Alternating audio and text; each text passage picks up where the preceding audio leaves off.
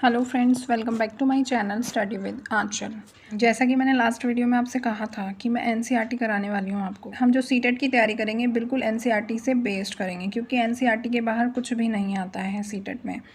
तो आज से मैं अपने चैनल पे मैथ्स के कुछ टॉपिक्स कराऊंगी जो बिल्कुल एनसीईआरटी के होंगे। आज की वीडियो में मैं एनसीईआरटी की 3rd to 5th में एक टॉपिक है, ये क्लास 3rd में भी है एंड क्लास 5th में भी है। क्लास 3rd के फर्स्ट चैप्टर देखें किधर से, इस नाम से ये चैप्टर है। और ये टॉपिक हमारा हो जाएगा सीटेट में किस नाम से आता है, सिमेट्री के। सिमेट्री के क्वेश्चन सीटेट पेपर 1 में भी पूछे जाते हैं और सीटेट पेपर 2 में भी ज़रूर पूछे जाते हैं। ये बहुत ही इंपॉर्टेंट टॉपिक है। एनसीईआरटी बिल्कुल एग्जैक्टली आपको नहीं पढ़ाऊंगी, बट जो जितना सीटेट में पूछा जाता है उतना मैं टॉपिक वाइज आपको कराऊंगी। नोट्स बना के चलेंगे और उसी तरह हम पढ़ के चलेंगे।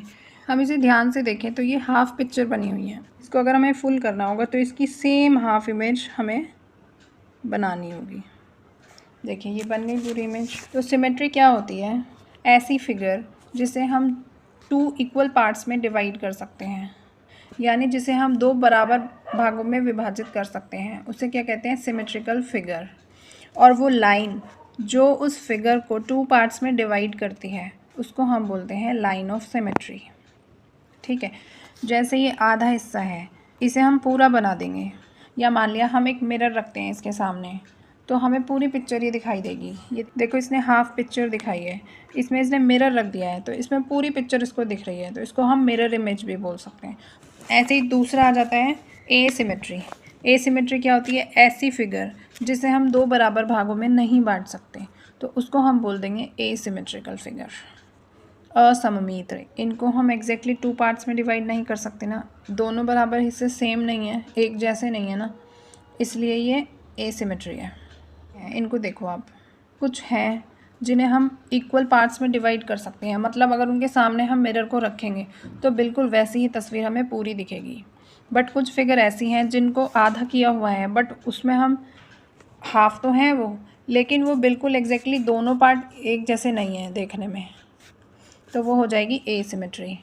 देखिए फर्स्ट फिगर, ये क्या है? ए लाइन्स ऑफ सिमेट्री, तो ये कौन सी फिगर हो जाएगी? ए सिमेट्री।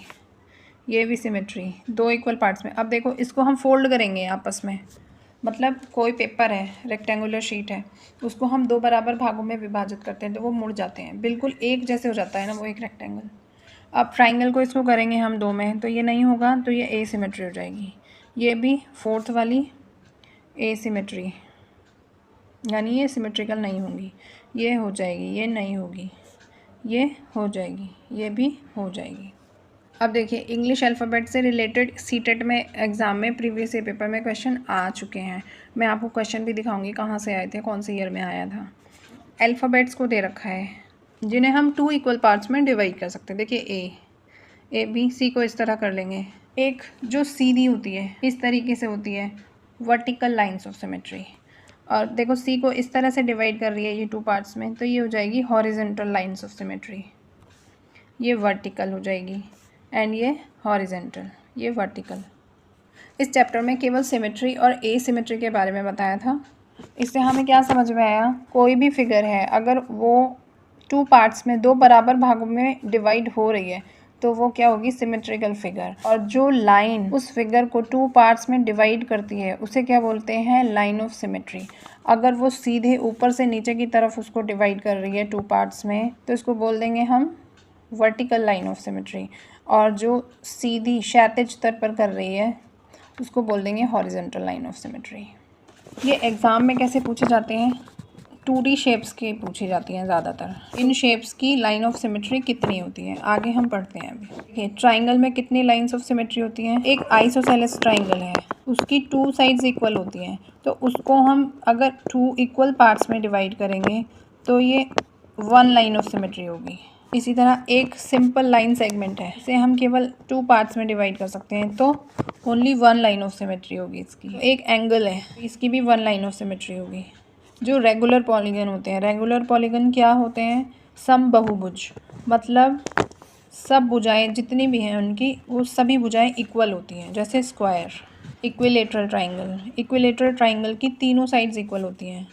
पेंटागन, हेक्सागन, इन सब की साइज़ इक्वल होती है क्योंकि ये रेगुलर पॉलीगन है। तो रेगुलर पॉलीगन की लाइन ऑफ सिमेट्री वो ही होती है जितनी उनकी साइड्स होती हैं। जैसे एक इक्विलेटरल ट्राइंगल है तो 3 ही इसकी लाइन्स ऑफ सिमेट्री होंगी।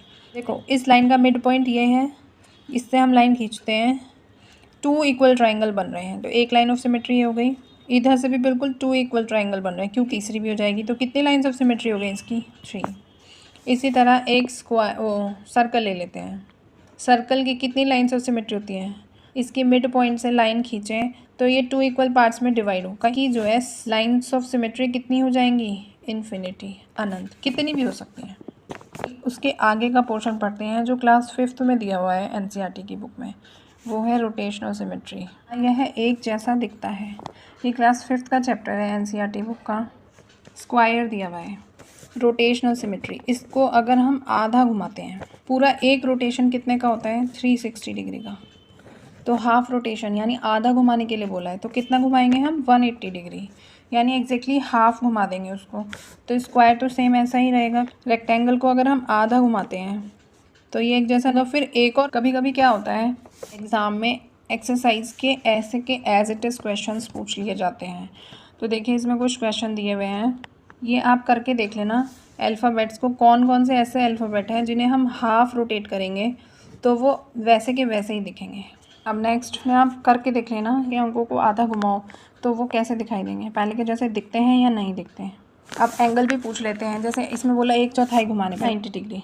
90 डिग्री अगर हम इसको घुमाएंगे तो ये इतना एंगल घूमेगा। तो ये येलो वाली ऊपर आ जाएंगी, ब्लू वाली नीचे आ जाएंगी। अब ये था ये चैप्टर। इसके बेस पे सीटेट के एग्जाम में कैसे क्वेश्चंस आते हैं देखिए। ये सीटेट में आया हुआ क्वेश्चन है, निम्न में से किस आकृति में रैखिक समिति तो होती है परंतु घूर्णन समिति नहीं होती। घूर्णन समिति क्या होती है?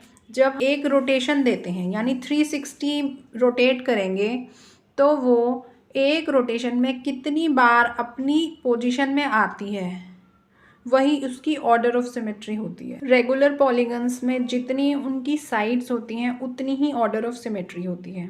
तो इसमें आंसर जो जाएगा वो काइट होगा, क्योंकि काइट को हम पूरा रोटेशन करने पर एक बार भी वो अपनी पुरानी पोजीशन में नहीं आएगी, इसलिए इसका आंसर जो है वो काइट हो जाएगा। नेक्स्ट क्वेश्चन में क्या है? निम्न चतुर्भुजों में से किसकी 4 सममिति रेखाएं हैं तथा कोटि 4 की घूर्णन समिति है। मतलब order of symmetry, rotational symmetry क्या है? 4 है और 4 ही लाइन ऑफ सिमेट्री है। तो देखिए इसका आंसर हो जाएगा स्क्वायर, क्योंकि स्क्वायर रेगुलर पॉलीगन है तो रेगुलर पॉलीगन की जितनी साइड्स होंगी उतनी ही ऑर्डर ऑफ रोटेशनल सिमेट्री होगी। तो इसका आंसर हो जाएगा स्क्वायर। अब नेक्स्ट क्वेश्चन है, निम्न में से किस अक्षर में रोटेशनल सिमेट्री है परंतु लाइन ऑफ सिमेट्री नहीं है। देखिए आप देख, एम में लाइन ऑफ सिमेट्री है, ओ में भी लीनियर सिमेट्री है, एक्स में भी है, बट एन में नहीं है। तो यहाँ ही आंसर आ जाता है, एन में रोटेशनल सिमेट्री होती है। नेक्स्ट है, आकृतियों के उस युग्म को चुनिए जिसमें कोई भी सममित रेखा नहीं होती, यानी लाइन ऑफ सिमेट्री नहीं होती। इसमें बी ऑप्शन है, scalene triangle and parallelogram. Scalene triangle, ये साइड्स इक्वल नहीं होती इस ट्राइंगल की, इसलिए इसकी कोई भी लाइन ऑफ सिमेट्री नहीं होती। देखिए नेक्स्ट है, निम्न में से कौन सही नहीं है। Right angle triangle can have at most 1 line of symmetry. Right angle में हो सकती है एक लाइन ऑफ सिमेट्री, ये सही है। A parallelogram has no line of symmetry, ये भी ठीक है, अभी पिछले क्वेश्चन में आया था। A circle has only 1 line of symmetry, ये गलत है, क्योंकि सर्कल में मैंने पहले बताया था कि लाइन ऑफ सिमेट्री कितनी होती हैं? अनंत होती हैं, कितनी भी हो सकती हैं। तो इसका सी ऑप्शन ठीक हो जाएगा। तो आपने देखा कि किस तरह सीटेट में सिमेट्री के क्वेश्चंस पूछे जाते हैं जो एनसीईआरटी पे बेस्ड होते हैं, इसलिए एनसीईआरटी को चैप्टर्स को पढ़ना बहुत ज़रूरी है। आई होप आपको वीडियो अच्छी लगी होगी और जो कंसेप्ट आज हमने सीखा है वो भी आपको अच्छे से समझ में आया होगा। अगर कोई भी इशू आपको आता है पढ़ने में तो आप मुझे कमेंट बॉक्स में बता सकते हैं। मैं एक और नई इंटरेस्टिंग वीडियो के साथ आपसे लूँगी। तब तक के लिए bye and take care. Thank you for watching.